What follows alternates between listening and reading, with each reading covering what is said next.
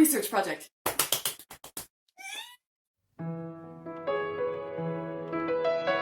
Hi, my name is Eve Daniels, aka the Nerdy Nanny, and I'm a grad student in Sweden at LU, and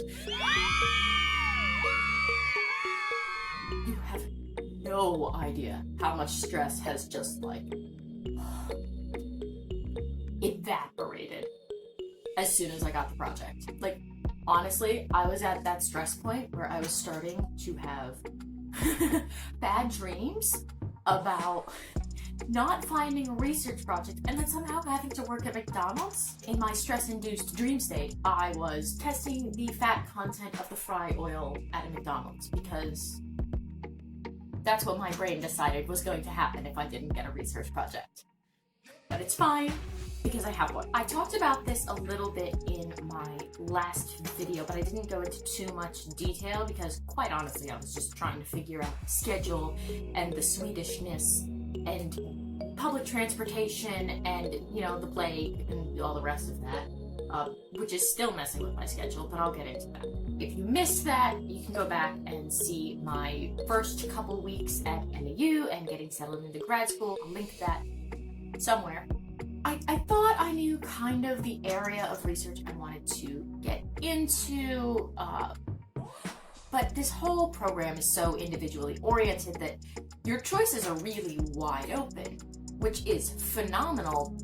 But if you've been in a school structure where the classes are laid out for you and it's a strict A to B to C progression, having all the options in the world can be almost as stressful as having no options, because now it's on you to figure out your academic future.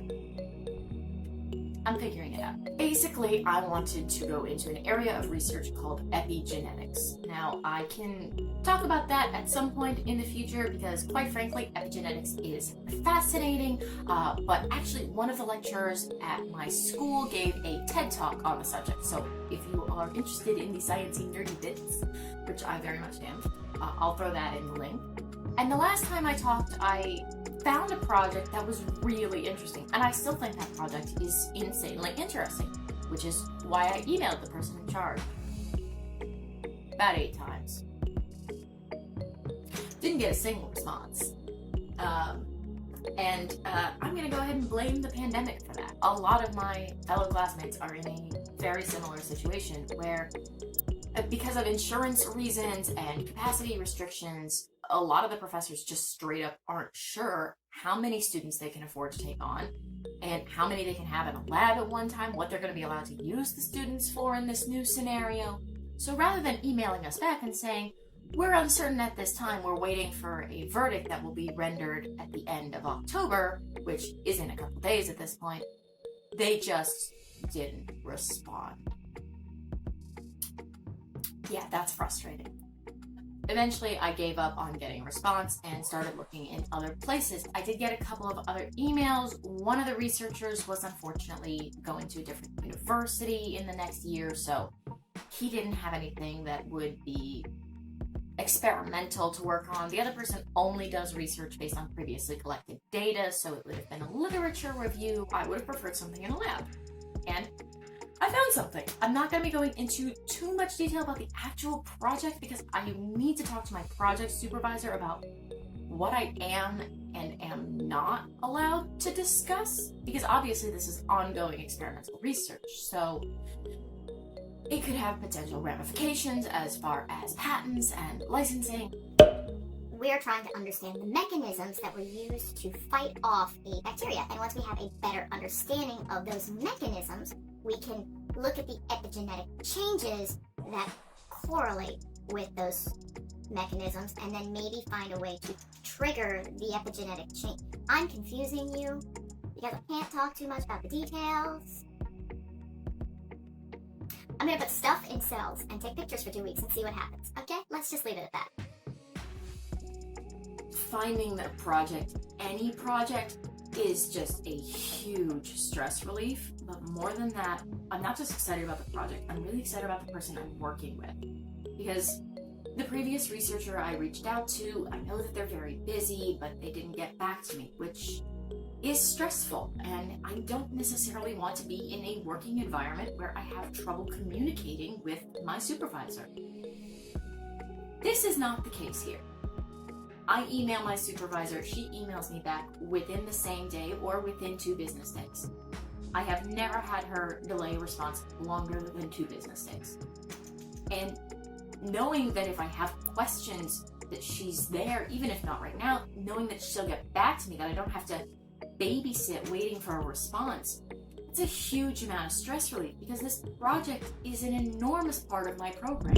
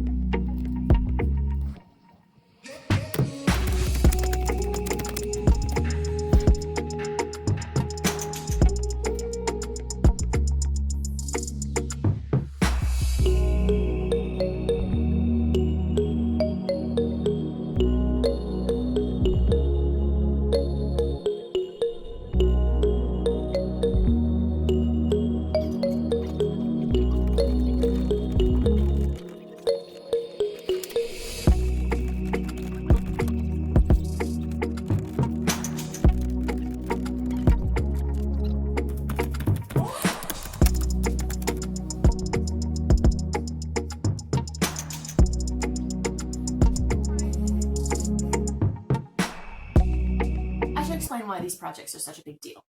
And part of it has to do with how the program at LAU works.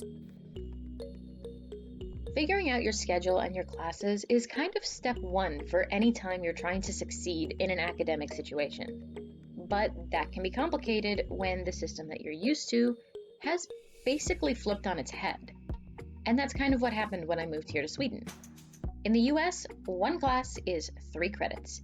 You take 4 credits per semester, so 12 credits to be a full-time student. Easy peasy, right? Except in Sweden, one class is 7.5 credits. You still take 4 classes per semester, which means 60 credits a year. But this is where things get complicated.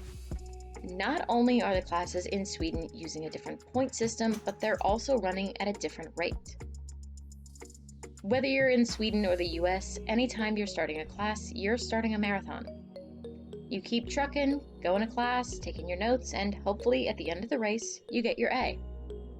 In the US, generally speaking, these classes all start at the same time. Again, there are exceptions, particularly in community college settings, which are more flexible, but most of the time you're taking multiple classes at the same time. In Sweden, things are a little bit different. I started the semester with 2 classes. Each one of those classes is what's called 50%, which means that when I'm taking 2 50% classes, I am a full-time student, because 50 plus 50 equals 100. Now, here's where it gets tricky. These 2 classes only ran for about 8 to 10 weeks. I signed up for another 50% class to begin as soon as they ended. But because of the classes I wanted to take and the limiting scheduling, there wasn't another 50% class that I really wanted to take at the same time.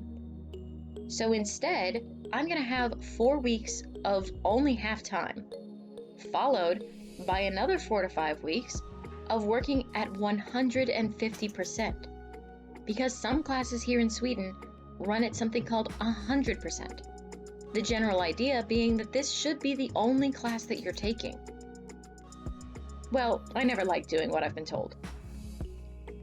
The general idea is the same, but because of the 50 and 100% credit system, it takes a little bit more Tetrising together to make a schedule work. Confused yet? Yeah, so was I. And it's about to get even more complicated, because the research projects can be 15 or 30 credits. That means they can either be half speed or full speed. If you're taking a 30 credit project, you're really not taking any other classes at the same time. Again, there are exceptions, but that project now becomes your entire degree program. So because of the weird way that these classes are scheduled, when you do your project and how big of a project you're doing is a pretty big deal. And again, because of the COVID restrictions, they weren't really sure who was allowed in the labs and when. And it's a lot of intentional planning that has to go into it. See, that's the thing about this program, is that because it's so individualized, you have to be on top of your game. You have to know what you have an interest in and what kind of subjects you want to study. For some people, that's really hard because there's a lot of interesting classes. And those classes actually start, or at least the first one does, next week, which means that I'm already in my exams. We've actually already had our lab techniques exam last week. And within 48 hours, the retake exam was fully booked. That's how well we think we did. Getting used to a new school in a new country, it's a lot. And I tried really hard not to overload myself when I first got here, but whether it's because of the whole Corona situation and courses shifting and lectures being moved to Zoom, which for the record is mostly an exercise in not falling asleep. And then I still have one exam left for this semester, and that is my analytics exam, so I am trying to get to studying on that. Without trying to skip over my exam, I'm already trying to study for the classes that I have coming up next. So I have one exam down, which I'm not feeling confident about. One exam to go, which I'm feeling a little more confident about. At the same time, I'm still studying for the potential retake of the first exam. Even though the last exam didn't go great, the fact that I have a chance at a retake, I feel more confident about the exam coming up, and I'm trying to work ahead for the classes that I have coming. The fact that I have the project really means that overall, I feel okay. Obviously, it would suck if I tanked my first exam, but the fact that the COVID numbers are going back up in Sweden is definitely not helping, plus the fact that I have to go on an hour-and-a-half commute each way, so it's 3 hours on public transportation for me to get to school, so it's a little stressful when the transmission rates are getting higher. Plus, it's dark most of the day now, and cold. And Floridian, still not handling the cold on that one. Although I did buy thermals. See? I got long johns.